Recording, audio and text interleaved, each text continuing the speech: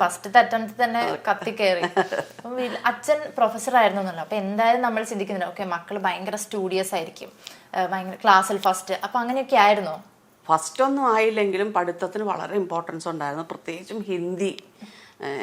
Even annotations എല്ലാം അച്ഛൻ്റെ തന്നെ റൈറ്റിംഗ് ഉണ്ട്, പറഞ്ഞു തരുമായിരുന്നു. നല്ല മാർക്ക്, ഹിന്ദിക്ക് മാർക്ക് കിട്ടാൻ അച്ഛൻ്റെ ഏറ്റവും വലിയ എയിമായിരുന്നു എന്നെ ഒരു ഹിന്ദി ലെക്ചറാക്കുക എന്നുള്ളത്. 83 അച്ഛൻ റിട്ടയർ ആകുമ്പോൾ ഞാൻ മാസ്റ്റേഴ്സ് കഴിയും, അങ്ങനെയായിരുന്നു കണക്ക് ശരിക്കും. പക്ഷെ അച്ഛൻ വിചാരിച്ച പോലെ ഒന്നും നടന്നില്ല. താല്പര്യമില്ലാഞ്ഞിട്ടാണോ? എനിക്ക് ടീച്ചർ ആവണ്ട തന്നെയായിരുന്നു, എനിക്ക് ജോലിക്ക് പോകണ്ട. എൻ്റെ ആഗ്രഹം മുഴുവനും കലയുമായി ബന്ധപ്പെട്ടിട്ടായിരുന്നു, അല്ലാതെ ഒരു ഓഫീസിലോ അല്ലെങ്കിൽ ഒരു കോളേജിലോ ചെന്നിരുന്ന് അങ്ങനത്തെ ഒരു ഇതേ അല്ലായിരുന്നു. പിന്നെ വീട്, ഭർത്താവ്, കുട്ടികൾ, അങ്ങനെയൊക്കെ അങ്ങനെ ഒരു ഫാമിലി ഇതായിരുന്നു എൻ്റെ കയ്യിൽ. അല്ലാതെ അമ്മ ജോലിക്ക് പോകുന്ന അങ്ങനത്തെ ഒരു സങ്കല്പം അല്ലായിരുന്നു എനിക്കുണ്ടായിരുന്നത്. അപ്പൊ എന്തായാലും അച്ഛൻ്റെ അടുത്ത് അപ്പൊ പറഞ്ഞിരുന്നോ നീ നിനക്ക് പൊക്കൂടെ? ഒരുപാട് ത്രൂ ഔട്ട് നിർബന്ധിച്ചു. അതുകൊണ്ട് തന്നെ എനിക്ക് ഭയങ്കര ദേഷ്യമായിരുന്നു ഹിന്ദി പഠിക്കാനും. അങ്ങനെയല്ല, ഹിന്ദി എനിക്ക് ഇപ്പോഴും ഇഷ്ടമാണ്, പക്ഷെ ഈ ഇങ്ങനെ എപ്പോഴും ഹിന്ദിക്ക് ഈവൻ അച്ഛൻ മരിക്കുന്നതിന് തൊട്ട് മുമ്പ് പോലും എന്നോട് ചോദിക്കാറുണ്ടായിരുന്നു, നിനക്ക് ഇനി വേണമെങ്കിലും എഴുതിയെടുത്തൂടെ എന്നൊക്കെ. എനിക്ക് നാടകം കല്യാണം കഴിഞ്ഞ് നേരെ റിയാദിലേക്കായിരുന്നല്ലോ. അപ്പൊ അവിടെ എന്ന് പറഞ്ഞാൽ കലയ്ക്ക് വലിയൊരു സ്കോപ്പ് ഇല്ലാത്തൊരു സ്പേസ് ആയിരുന്നു. അപ്പൊ അവിടെ എത്തിയപ്പം പിന്നെ അന്ന് ചിന്തിച്ചിരുന്നോ, അയ്യോ എനിക്കിനി ഈ ഒരു കലയിലേക്ക് തിരിച്ചു വരാൻ പറ്റുമോ? നമ്മൾ കണക്കാക്കുന്നതിന് മുമ്പ് ദൈവമെല്ലാം നമുക്ക് ഓരോരുത്തർക്ക് വേണ്ടത് എന്താന്നുള്ളത് കൃത്യമായിട്ട് കണക്കാക്കി വെച്ചിരിക്കും എന്ന് പറഞ്ഞ പോലെയാണ്. ഞങ്ങൾക്ക് അവിടെ ഞാനും എൻ്റെ ഒരു ഫ്രണ്ടും കൂടി ഇന്ത്യൻ എംബസി സ്കൂളിലെ ഒരു ടീച്ചർ ശോഭ എന്നിട്ട് ഞങ്ങൾ രണ്ടുപേരും കൂടി അവിടെ ഒരു സഹാറ ഹോട്ടലിൽ ഒരു വലിയ പ്രോഗ്രാം ഉണ്ടായിരുന്നു. അതിൽ ഞങ്ങൾ രണ്ടുപേരും കൂടി ഒരു ഡാൻസ് കളിച്ചു. ആ ഡാൻസ് കഴിഞ്ഞതോടുകൂടി മലയാളി വീടുകളിൽ നിന്നെല്ലാം വിളി വന്നു തുടങ്ങി, മാം ഡാൻസ് പഠിപ്പിക്കുമോ? അന്ന് അവിടെ അങ്ങനെ ഡാൻസ് ടീച്ചേഴ്സ് ആയിട്ടില്ല ആരും, ഒന്നുമില്ല ശരിക്കും പറഞ്ഞാൽ. അത് വളരെ മുമ്പത്തെ കാര്യമാണ്. അങ്ങനെയാണ് ആദ്യമായിട്ട് ഒരാളെ വെച്ച് 2 ആളെ വെച്ച് അങ്ങനെ തുടങ്ങി. ഒരു സമയത്ത് 100-ൽ പരം കുട്ടികൾ അറ്റ് സ്ട്രെച്ച് വന്നിരുന്നൊരു സമയമുണ്ടായിരുന്നു. അത് ഭയങ്കര ഒരു ഹോപ്പായിരുന്നു. പിന്നെ അത് ഇപ്പോൾ സ്കൂളിൽ നിന്നൊക്കെ ഒരേ ഡിവിഷനിൽ നിന്ന് 5-6 പിള്ളേരാണ്. ഞങ്ങളുടെ വലിയൊരു എൻ്റർടൈൻമെൻറ്റ് ഭാഗമായിരുന്നു. വെനസ്ഡേ, തേഴ്സ്ഡേ, ഫ്രൈഡേ വീട്ടിൽ ഉത്സവം മാതിരിയാണ്. വീട്ടിൽ തന്നെയായിരുന്നു ഞാൻ ക്ലാസ് ചെയ്തത്. ഞങ്ങൾ അതിനു വേണ്ടി ഒരു വലിയ ഹാളുള്ള ഒരു വീട് തന്നെയാണ് എടുത്തിരുന്നത്. എല്ലാ മുറിയിലും കുട്ടികളിങ്ങനെ പ്രാക്ടീസ് ചെയ്യുന്നുണ്ടാവും. ഞങ്ങൾ ഒരു ദർബാർ ഡാൻസ് അക്കാഡമി എന്ന് പറഞ്ഞിട്ട് എല്ലാ വർഷവും ആ കൊല്ലം വരെ ആ ലാസ്റ്റ് ഡേ വരുന്ന കുട്ടികളെ പോലും എന്തെങ്കിലും ചെയ്തിട്ട് സ്റ്റേജിൽ പെർഫോം ചെയ്യിക്കുമായിരുന്നു സ്ഥിരമായിട്ട്. എല്ലാ കൊല്ലവും ഞങ്ങൾ പെർഫോം ചെയ്യിച്ചത്. കല ഇല്ലാത്ത നാട്ടിൽ പോയി ഒരു കലയുടെ നല്ല ഓളം ഉണ്ടാക്കി. ശരി, അവിടുന്ന് തിരിച്ചു വന്നതിന് ശേഷമാണ് ഫസ്റ്റ് സിനിമ ചെയ്യുന്നത്. അതിനു മുമ്പ് ഞാനൊരു സീരിയൽ ചെയ്തു. അത് ഫസ്റ്റ് പടം തൃശ്ശൂർ പേരൂർ. അത് എനിക്ക് രശ്മി സതീഷ് പറഞ്ഞിട്ടാണ്.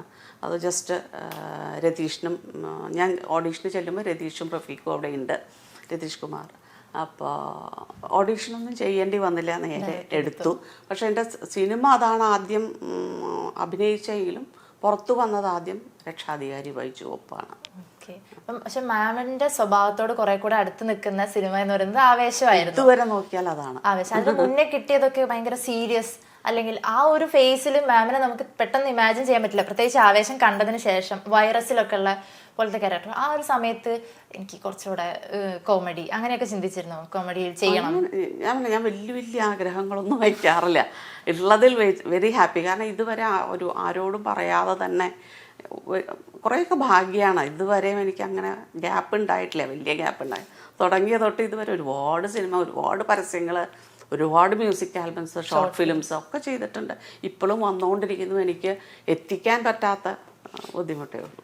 ഒരു ഷോർട്ട് ഫിലിം ഞാൻ കണ്ടിരുന്നു, മർമരം എന്ന് പറഞ്ഞിട്ടുള്ള ഒരു യക്ഷി, ആ ഒരു അതിലൊരു മുത്തശ്ശി, 80 വയസ്സുള്ള മുത്തശ്ശി ആയിട്ടാണുള്ളത്. പക്ഷെ അതിൽ കുറച്ച് ലോങ് ഡയലോഗ് ഉണ്ട്. നമ്മൾ കണ്ടിട്ടുണ്ട് KPC ലളിത ചേച്ചിയൊക്കെ അല്ല ആ ഒരു നാഗവല്ലിയുടെ സ്റ്റോറിയൊക്കെ പറയുന്നത്, അതുപോലെ ഒരു ഡിസ്ക്രിപ്ഷൻ ഉണ്ട് അതിൻ്റെ അകത്ത്. അപ്പോൾ അത്രയും ലോങ് ഡയലോഗ്സ് കിട്ടുമ്പോൾ പേടിയാണോ? ഈശ്വരൻ, ഡയലോഗ് എപ്പോഴും എനിക്ക് എപ്പോഴും പേടി തന്നെയാണ്. പക്ഷെ ഇതുവരെ പ്രശ്നമൊന്നും ഉണ്ടായിട്ടില്ലെങ്കിലും എനിക്ക് എൻ്റെ ഉള്ളിൽ എവിടെയോ ഇങ്ങനെ അയ്യോ എന്നെക്കാട്ടിലും വലിയ ആൾക്കാർ ചുറ്റും നിൽക്കുമ്പോൾ ഞാൻ കാരണം വീണ്ടും ടേക്ക് വരേണ്ടി വരുമോ, അത് ഉള്ളിലുള്ളത് കൊണ്ടായിരിക്കാം ആ പേടി വരുന്നത്. പ്രശ്നങ്ങൾ ഇതുവരെ, പക്ഷെ അതിലും വലിയ ഡയലോഗാണ് ഡോണിൻ്റെ റീമയും ഡോണും ജിതിനും കൂടി ഉണ്ടായിരുന്നു സന്തോഷത്തിൻ്റെ 1-ാം രഹസ്യത്തിൽ. അതൊരൊറ്റ സ്ട്രെച്ചിൽ 6 അതിൽ ആരും ഹെൽപ്പ് ചെയ്യാനും ഇല്ല, ഒറ്റ ടേക്കാണ്. ഡാഷിൽ തന്നെ ക്യാമറ വെച്ചിരിക്കുകയാണ്. ഒറ്റ ടേക്കിൽ ആ 6 മിനിറ്റ് ഒറ്റ സ്ട്രെച്ചിൽ പറയണം. അപ്പോൾ അത് ഭയങ്കര കുറച്ച് ചലഞ്ചിങ് തന്നെയായിരുന്നു. അത്തരം റോൾസ് ഒക്കെ കിട്ടുമ്പോൾ ഭയങ്കര എങ്ങനെയാ പ്രിപ്പയർ ചെയ്യുക ക്യാരക്ടറിനൊക്കെ വേണ്ടിയിട്ട്? വലിയ പ്രിപ്പറേഷനൊന്നുമില്ല. അവിടെ ചെന്നിട്ടുള്ള നമ്മൾ എന്തൊക്കെ ചെയ്താലും നമ്മൾ വീട്ടിലൊക്കെ ഇരുന്നിട്ട് എന്താലോചിച്ചാലും എന്തൊക്കെ പഠിച്ചാലും സെറ്റിൽ ചെന്ന് നമ്മൾ ആ മേക്ക് ഓവർ വന്നു കഴിയുമ്പോൾ നമ്മൾ ഓട്ടോമാറ്റിക്കലി ആ ക്യാരക്ടർ ആവുകയല്ലേ. പിന്നെ അപ്പം അത് ടോട്ടലി വേറെയാണ്. ആ സിറ്റുവേഷൻസ് എല്ലാം മാറുന്നത് കൊണ്ട് അങ്ങനെ അതിലേക്ക് അങ്ങ് ആകും. ഇതുവരെയൊക്കെ എങ്ങനെയൊക്കെ പോയി. ഇപ്പം ആവേശത്തിന് മുന്നേയും ആവേശത്തിന് ശേഷം മാമിൻ്റെ ഒരു പബ്ലിക് ലൈഫ് എടുത്ത് നോക്കി ഒരുപാട് ചേഞ്ചസ് ഉണ്ടാവും അല്ലെ. അതായത് പണ്ട് ഒരുപാട് സിനിമകളും പരസ്യങ്ങളും ഒക്കെ ചെയ്തിട്ടുണ്ടെങ്കിലും പുറത്തോട്ട് ഇറങ്ങുമ്പോൾ പെട്ടെന്നൊരു റെക്കഗ്നീഷൻ ഉണ്ടായിരുന്നില്ല. പക്ഷെ ഇപ്പം എല്ലാവരും ചെല്ലുമ്പോൾ ഫസ്റ്റ് ചോദിക്കുന്ന ഹാപ്പി അല്ലേ, ആ ഒരു ഡയലോഗും മാമിൻ്റെ ആ ഒരു ഫേസും ഭയങ്കരമായിട്ട് ആൾക്കാരിലേക്ക് എത്തി. അപ്പം ആ ഒരു ചേഞ്ച് എങ്ങനെയാണ് മാമിന് സന്തോഷത്തിൻ്റെ? ഒരുപാട് സന്തോഷം, ഒരുപാട് ഹാപ്പിനെസ് തരുന്നുണ്ട് എനിക്ക്. എന്താ വെച്ച് കഴിഞ്ഞാൽ ഏതൊരാളായാലും നമ്മളെ മറ്റൊരാൾ മനസ്സിലാക്കണോ അല്ലെങ്കിൽ കണ്ടാൽ തിരിച്ചറിയുന്നു, ഇത്രയും ആൾക്കാരുടെ ഉള്ളിൽ നിന്ന് ആ ഒരു അംഗീകാരം സ്വയം എടുക്കാൻ പറ്റണോ എന്നുള്ളത് വലിയ കാര്യമായിട്ടാണ് എനിക്ക് തോന്നിയിട്ടുള്ളത്. എനിക്ക് ഭയങ്കര സന്തോഷമാണ് അതിൽ. കാരണം ഇത്രയും നാൾ ചെയ്തിട്ടും ആർക്കും എന്നെ മനസ്സിലാവും. നമ്മൾ അങ്ങട് കയറി ആരോടും പറയാറില്ല ഞാൻ സിനിമ ചെയ്യുന്നു, ഇത് പറയേണ്ടി വരുന്നില്ല, അല്ലാതെ തന്നെ എല്ലാവരും മനസ്സിലാവും. അപ്പം ദർശനയുടെ ക്യാരക്ടർ എടുത്ത് നോക്കിയാലും മാമിന്റെ ക്യാരക്ടർ എടുത്ത് രണ്ടാളും രണ്ടറ്റത്ത് കിടക്കുന്ന ആൾക്കാരാണ്. ഇപ്പം എക്സൈറ്റ്മെന്റിന്റെ കാര്യത്തിലാണെങ്കിലും അപ്പം മാമിന്റെ എന്തെങ്കിലും സിനിമ കണ്ടിട്ടോ അല്ലെങ്കിൽ എന്തെങ്കിലും ഇപ്പം അന്ന് ആവേശത്തിന്റെ സമയത്ത് ഡാൻസിന്റെ വീഡിയോ ഒക്കെ കണ്ടിട്ടൊക്കെ മക്കൾ എന്താ പറഞ്ഞിട്ടുള്ള ദർശന പറഞ്ഞില്ല കേട്ടോ, ഭാവന എന്നോട് പറഞ്ഞത് അമ്മ കാണുന്നവർ എക്സൈറ്റഡ് ആവട്ടെ, അമ്മ കയറി ഇത്ര എക്സൈറ്റഡ് ആവും. ഞാൻ ശരിക്കും എക്സൈറ്റഡ് ആയിരുന്നു. അതിപ്പോ ഇപ്പം ഞാൻ ആ പാട്ട് കേട്ടാലും നമുക്ക് ഡാൻസ് വരില്ലേ, അത്രയും ബീറ്റ്സ് ഉള്ളൊരു പാട്ടല്ലേ. അപ്പോൾ അത് അന്ന് ചെയ്ത് കഴിഞ്ഞു. എന്തിനാ ചെറിയ 5-6 മാസമായ കുട്ടികൾ ആ പാട്ട് കേട്ടിട്ട് തുള്ളും നിന്നിട്ട് വേണ്ടേ? അത് ആരായാലും കേട്ടാ തുള്ളിപ്പോ. പിന്നെ നമ്മള് പബ്ലിക്കിന്റെ അവരെന്ത് വിചാരിക്കും എന്നുള്ളതിലാണ് ആരും ചെയ്യാത്തത്. ഒന്നുമില്ല. ഈ ഒരു ഏജിലേക്ക് എത്തുമ്പോ പൊതുവെ നമ്മുടെ നാട്ടിൻപുറത്തൊക്കെ അത്ര പ്രായമല്ലേ, കുറച്ച് മെച്യൂരിറ്റി അങ്ങനെ ചോദിച്ചിട്ടുണ്ടാവില്ല? എന്നോട് നേരിട്ടാരും ചോദിച്ചിട്ടില്ല, പറയണ്ടാവുമായിരിക്കും. പക്ഷെ ഞാൻ അതിലൊന്നും പോകാറില്ല. ദർശനായിട്ട് ഒരു ഇന്റർവ്യൂല് ഞാൻ കണ്ടു, ദർശനായിട്ട് ബന്ധപ്പെട്ട എന്തൊരു പോസ്റ്റ് എവിടെ വന്നാലും ഫസ്റ്റ് ലൈക്ക് അമ്മയുടേതായിരിക്കുന്നത്. അപ്പം സോഷ്യൽ മീഡിയയിൽ ഭയങ്കര ആക്റ്റീവാണ്.